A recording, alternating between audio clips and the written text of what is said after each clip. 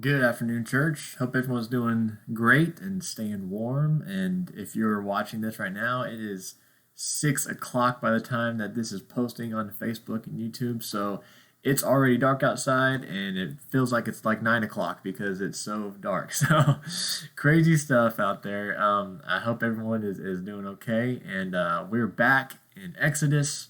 And if you remember, last week we saw the Israelites being rescued from Egypt, and they actually get to loot the Egyptians by just asking them, "Hey, can I have your clothes and your jewelry?"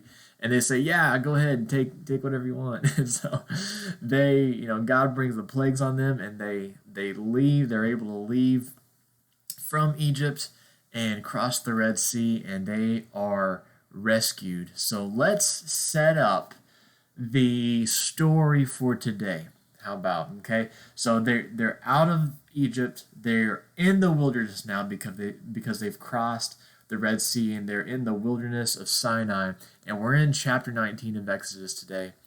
And so what God has done in the wilderness so far that we haven't read, and we're not going to read it today, but let's just talk about it, is that God provides water and manna miraculously for the Israelites. And water, one of the stories is that the water was bitter, and you couldn't drink it. It wasn't good to drink, and so God miraculously turned that water into quote unquote sweet water, and they were able to drink it. And then manna, you probably know the story of manna. Manna is just like a term for like, what is it? Like, what they get this stuff from God, and it's like a little wafer that kind of shows up on the ground, and they don't know what it is or where it comes from. And so they end up being able to go out every single day in the morning, and they gather only what they need for that day. If they gather any more, then it rots overnight. But the very next day, God provides again another whole thing of manna where they can go. All of them can go out and get enough manna for them and their family, only for a day. So it's pretty cool how God's miraculously providing for the Israelites. So today, Israel comes to Mount Sinai. And Mount Sinai is also the mount at Horeb. And if you remember Horeb, that's where Moses met God. And God says, "Hey, this is the sign that I'm going to give you, that I will be with you, that I am faithful to you and to Israel, that when you come out of Egypt, you and Israel will worship me on this mountain." And so God is coming through on his promise to Moses and to Israel right here. They are at that mountain, and they are coming to the mountain to meet God and worship him there. So God tells Moses, he says, "Hey, Moses, get Israel ready.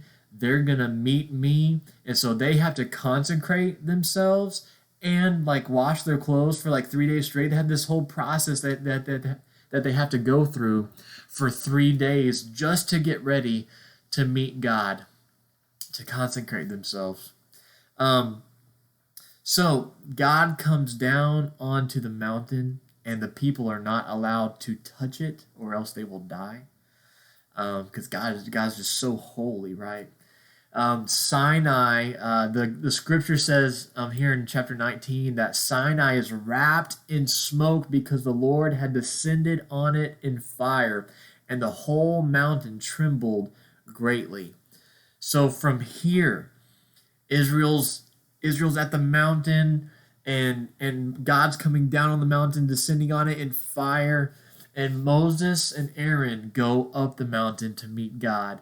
And from here, God speaks the 10 Commandments from the top of the mountain, where the people can actually hear him speaking. Look at chapter 19. Before we get into kind of the thrust of this lesson, look at chapter 19, verse 9.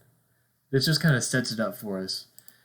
And the Lord said to Moses, "Behold, I am coming to you in a thick cloud, that the people may hear when I speak with you, and may also believe you forever." So what kind of sticks out to me is that this isn't just like one guy, Moses, saying, "Hey, I've got all the answers and God's coming to me, and you've got to believe what I say because, I'm the special one. That's not Christianity. That's not Judaism. That's not Yahweh. That's not what Yahweh does. He doesn't just come to one person and say, "Okay, you're the only person that I'm going to reveal myself to." That happens in Islam, in the religion of Islam. For the Muslims, there's only one prophet that has like any say in anything. It's because an angel revealed some stuff to this one prophet, and so it's so shady, guys. That's so shady. That's not how the true God works.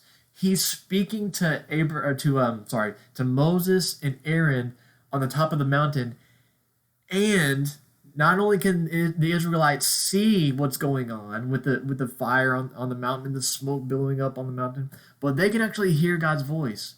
And in some, it's kind of hard to tell what exactly they hear, but in some passages, it sounds like, they can kind of hear thunder and lightning or whatever. But in some passages later on in Deuteronomy, it kind of refers back to this, and it says that they actually heard the words of God. And so it's really cool to see that all of Israel, this could be 2 or 3 million people, are hearing God speak on the top of the mountain because they are at the bottom of the mountain and they can't get any closer, or else they feel like they're gonna die, and they will die.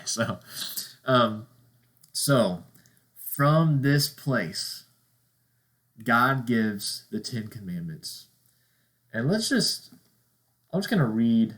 I've got them written out here. Let's see if I can here. So you can see them all. I got them written out here so you can see them all, just kind of plain English. But let me read. I'm going to read, let's see. It starts in chapter 20, verse 1. I'm just going to read to the end of the 10 Commandments. So let's just take in what the 10 Commandments say from the Scriptures in its context. Here it says, chapter 20, verse 1. And God spoke all these words, saying, I am the Lord your God, who brought you out of the land of Egypt, out of the house of slavery. You shall have no other gods before me. You shall not make for yourself a carved image, or any likeness of anything that is in heaven above, or that is in the earth beneath, or that is in the water under the earth. You shall not bow down to them or serve them, for I, the Lord, that's Yahweh, I, Yahweh, your God, am a jealous God, visiting the iniquity of the fathers on the children to the 3rd and 4th generation of those who hate me, but showing steadfast love to thousands of those who love me and keep my commandments. You shall not take the name of the Lord your God in vain, for the Lord will not hold him guiltless who takes his name in vain. Remember the Sabbath day to keep it holy. 6 days you shall labor and do all your work, but the 7th day is a Sabbath to the Lord your God. On it you shall not do any work, you or your son or your daughter, your male servant, your female servant, or your livestock, or the sojourner who is within your gates. For in 6 days the Lord made the heaven and earth, the sea and all that is in them, and rested on the 7th day. Therefore the Lord blessed the Sabbath day and made it holy. Honor your father and your mother, that your days may be long in the land, and that the Lord your God is giving you. You shall not murder. You shall not commit adultery. You shall not steal. You shall not bear false witness against your neighbor. You shall not covet your neighbor's house. You shall not covet your neighbor's wife, or his male servant, or his female servant, or his ox, or his donkey, or anything that is your neighbor's. Now when all the people saw the thunder and the flashes of lightning and the sound of the trumpet and the mountain smoking, the people were afraid and trembled, and they stood far off and said to Moses, You speak to us, Moses. You speak to us, and we will listen, but do not let God speak to us, lest we die. Wow. What a crazy just story that's going on here in Israel's life, right? So they get these 10 commandments. Let's talk about the 10 commandments. Obviously, this is huge, right? This is one of the biggest things in the whole Bible. It's remembered throughout all of Scripture, and in fact, in the New Testament, all of these are repeated in the New Testament except for keep the Sabbath holy. Every single one of them. And so these are so important to know, to memorize, to remember, to live by. But what is so cool, and I think puts all this in perspective, is verse 2. The Ten Commandments doesn't start off with any commandments at all. It starts off with this: I am the Lord, Yahweh. I am Yahweh, your God, who brought you out of the land of Egypt, out of the house of slavery. That's how the Ten Commandments start, or what we call the Ten Commandments. It's not called, the Ten Commandments per se in the scripture itself. But here's what we get from that verse, okay? Is that, Yahweh is their God. That's obvious. That's word for word, verbatim. Second, Yahweh is their rescuer. So they're to know Yahweh as their God. They're to know Yahweh as their rescuer from Egypt. And third, that all of God's commands flow from who God is. Let me say that again, and let's just write this down.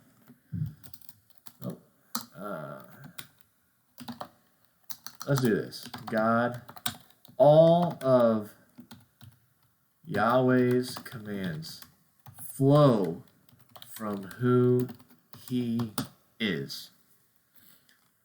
All of Yahweh's commands flow from who he is. And let me make my screen a little smaller so you guys don't need to see me. All of Yahweh's commands flow from who he is. So before he gives any commands at all, he says, look at who I am. I am Yahweh. I am the I am. I will be who I will be. As we remember, we talked about this a couple weeks ago when we met Yahweh and heard his name for the first time. I am, or Yahweh, means that he is the standard. He is the epitome of existence. He is what we measure all of existence up against. Remember, what is love? We look to God's character. What is peace? We look to God's eternal character. And so Yahweh is the ultimate being. He has ultimate existence, right? And so all of these commands, all the 10 commandments, and every command that flows after that, it flows from his heart. And so this is what's interesting about commands. It's not just something that we have to do for the sake of doing it. It's something that lines us up with who God is. All right, so let's look at these commands. Let's see if I can. Okay, so look at the first 4 commands. No other gods before Yahweh. No carved images of any gods. Do not take Yahweh's name in vain and keep the Sabbath holy. What all these have in common is that they're all about God. All these, they're not really about other people, right? Like we're not to have any other gods but Yahweh. We're not to make false gods because, Yahweh is God. We're not to just kind of flippantly use his name, use it in vain in the way it's not supposed to be used because God's name is holy. And we're to keep the Sabbath holy. We're to rest in Yahweh, in his Sabbath rest every Sabbath and keep it holy, right? So all these are all about Yahweh himself. In other words, the first 4, you could kind of sum them up as love Yahweh your God. Love the Lord your God, right? You see where I'm going with this? The last 6, look at those. Honor your father and mother. Don't murder. Don't commit adultery. Don't steal. Don't bear false witness. Don't covet anything of your neighbors. There's a whole list of things that it says to not covet from your neighbor. All these are directed towards other people. Children, we're to honor, if we're a child, and everyone's a child of somebody, we're to honor our father and mother. That's other people. That's not specifically talking about God. That's talking specifically directed toward other people. You don't murder other people. Don't commit adultery against other people. Don't steal from other people. Don't bear false witness against your neighbor. And don't covet from other people, right? So all those last 6 can be summed up in love your neighbor. So love God and love your neighbor. You see where I'm going with this? This is why Jesus says that the greatest commandment is to love God, which, by the way, he gets that from Scripture. He gets that from Deuteronomy. Love the Lord your God with all your heart, all your soul, all your mind, all your strength. And the second is like it. Love your neighbor as yourself. Those 2 commands are the sum of the 10 commandments. And that is the sum. Jesus calls that the sum of the entire law. So, so we treat others. In fact, let me back up. All these commands, it all comes down to who God is. That's what we said at the very beginning. These flow from who God is, and it's by God's design.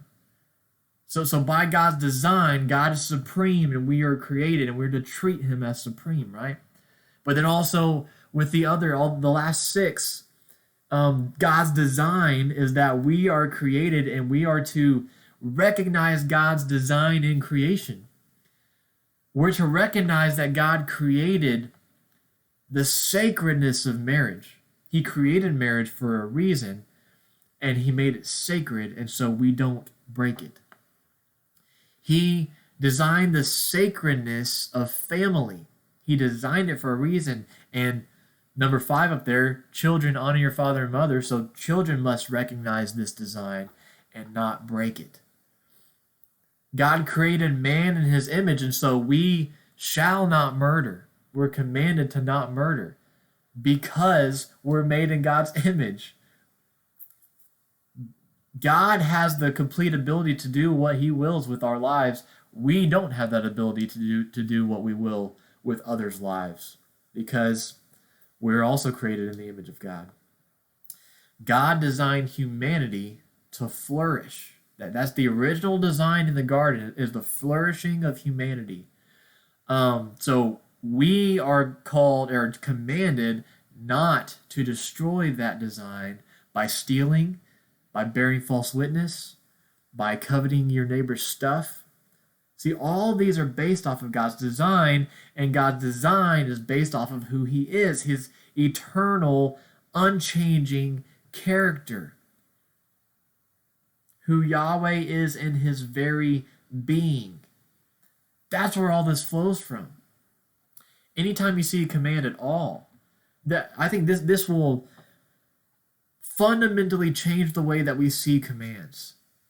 Because like I said before, we just tend to see, oh man, we just got this rule, and this rule is here to just kind of drag me down or whatever.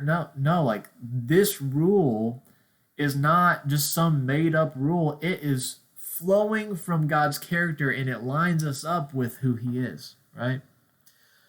So we're kind of coming to the end of this part. There's a whole lot here, so I didn't want to really go any further than just this story right here. But let's take a step back real quick and just think about what's going on in Israel's life. Put yourself in the shoes of Israel at this moment in time. Think about what has happened just before this time. That they were in Egypt, and they've heard all these stories of what God has promised that He's going to do. But they grow up and they're enslaved by Egypt, and their children are killed by the Egyptians. And they groan and they worry. They wonder where God is. And then they see all of what God does in Egypt through the plagues.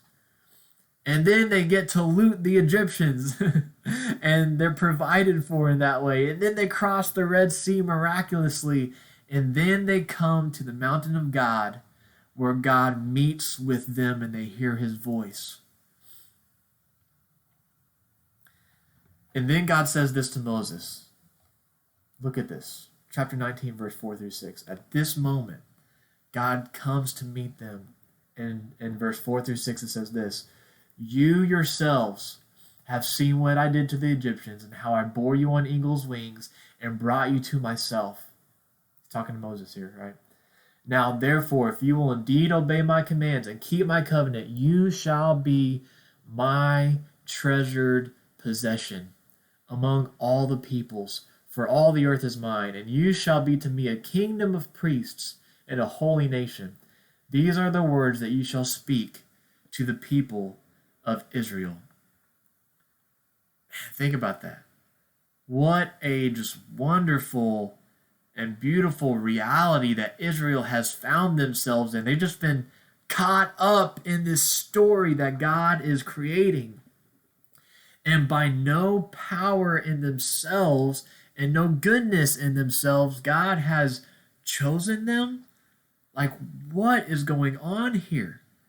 chosen by God, and they get his covenant name to call him by the name Yahweh. And then he says this, I'm going to make you my treasured possession. That's why God rescues them, to not just say, okay, you're rescued, now just go on with your lives, but to make them God's treasured possession. And actually, let's write that down.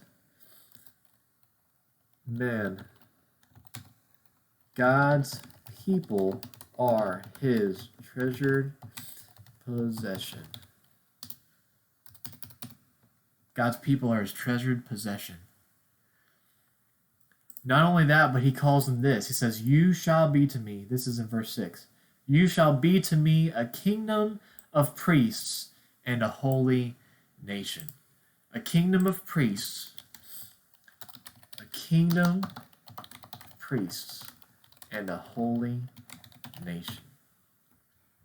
Now I am absolutely sure that Israel doesn't really grasp what's going on here, doesn't have the whole picture in their mind. They might hear the words, but they're like, what does this stuff even mean? But what he says here is that they're going to be a priests to the nations. God has chosen Israel so that they can know God, they can come close to God and be near to him, and then they can be priests to the rest of the nations. So the priests are the intermediaries, the ones who go in between God and the people. They come close to God, and then they go to the people and take God to the people, basically. And so that is the plan for Israel. Hey, Dean, come up here. Here's Dean. I guess Dean needs a diaper change. Say, hey, Refuge Church. Say, hey, church. All right, so we are done with the Ten Commandments, but think of what God is doing in Israel's life, in Israel's nation. He's going to make them his treasured possession, and they will be a kingdom of priests. And this has a lot to say about what we are as God's people. See you guys next week.